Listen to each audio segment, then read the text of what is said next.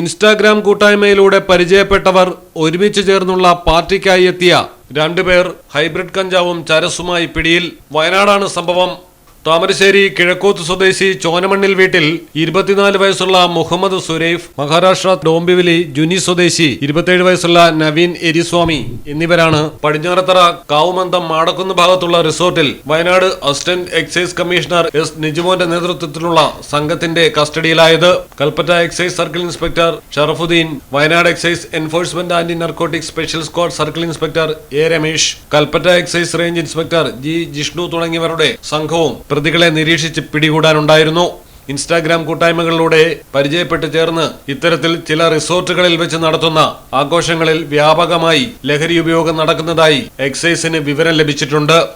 ആൺപെൺ വ്യത്യാസമില്ലാതെ ഇത്തരം പാർട്ടികളിൽ പലരും ലഹരി ഉപയോഗിക്കുന്നതായും മാതാപിതാക്കൾ ജാഗ്രത പുലർത്തണമെന്നും മുന്നറിയിപ്പ്. റിസോർട്ടുകളും സ്ഥാപനങ്ങളും ഇത്തരം ആവശ്യങ്ങൾക്ക് വാടകയ്ക്ക് കൊടുക്കുമ്പോൾ അവിടെ ലഹരി പാർട്ടികളും മയക്കുമരുന്ന് ഉപയോഗവും വിൽപ്പനയും മറ്റും നടക്കാതിരിക്കാനുള്ള ജാഗ്രത സ്ഥാപന ഉടമകൾ പുലർത്തണമെന്നും മുന്നറിയിപ്പ്. Malayalam television, Wayanad. Coloring your dreams. TB Traders, Bypass Road, Puttanatani.